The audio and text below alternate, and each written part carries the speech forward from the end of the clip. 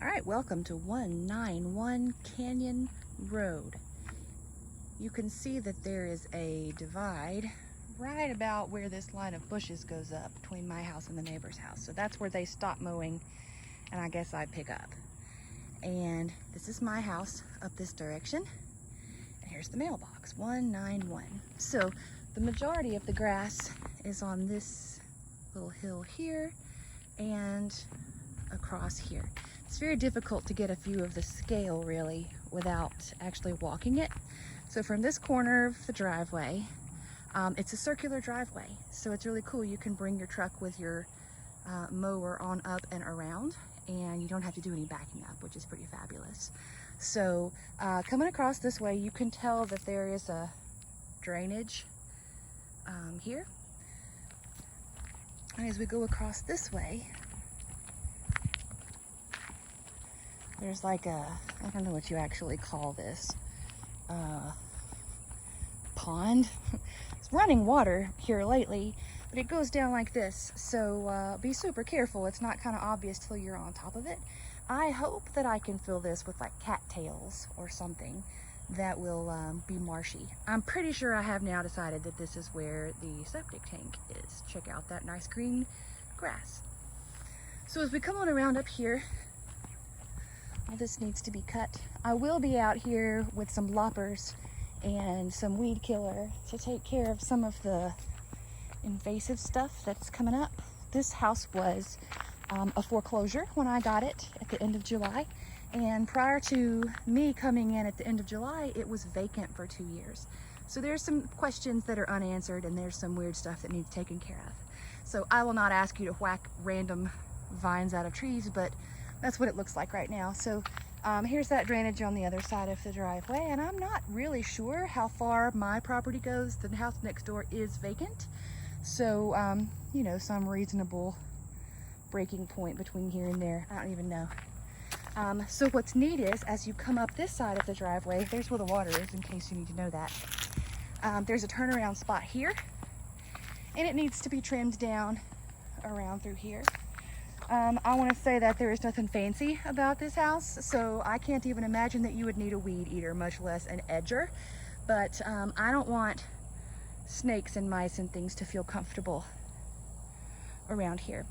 So this is going to wind up being cleared out up here and being mostly farkleberries, which is that native relation to the blueberry, and also native azaleas and those super cool palm things that you'll see up that way.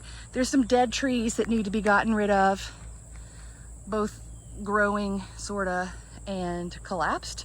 You'll see there's some erosion problems. I've got a guy coming to talk to me about erosion. So this just sort of needs to be cleared out one time and then mowed from that point forward. But a bunch on the other side of the house is just pine straw. You can see the tree fell on that pipe and it had to be replaced, and it's eroded up under there. Isn't that special? And then there's lots of Virginia creeper and probably some poison ivy, and I'll pull all that out. So then this is from the top looking down at that. And then around here,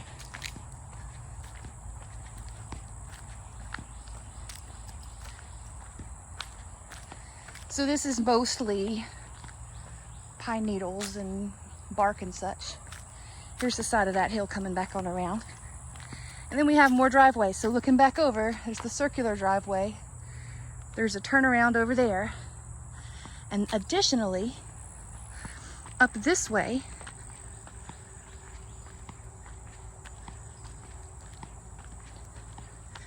a super cute little camper. I just got it back from having a little water damage taken care of. There's another turnaround up here. So if you get up this way, you need to get turned around, you can. So this just needs to be whacked down one good time probably, and it will be under control till winter. I'm a big fan of wildflowers and natural setting, but I am not a fan of mice and snakes. Erosion Man's gonna help me with this too, because as you can tell, it's washing away. not interested in trying to go any higher than this, so whatever's growing at the top of that bank is safe. This is the back of the house, looking back down toward the road. The dogs keep this very fertilized right here. Please wear boots. The dogs come out here and poop. I'm gonna put my vegetable garden here, and I'm going to mirror it on that other side and down the center of this retaining wall.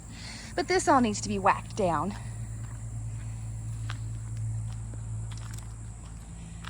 And then this comes on around. Please be extremely careful. The hill is slippery over here. Ask me how I know, with the pine straw. So really there's not anything that needs cutting over here, I don't think.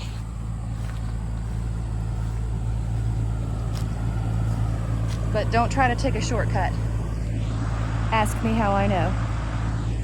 So again, there's some work that needs to be done back around here.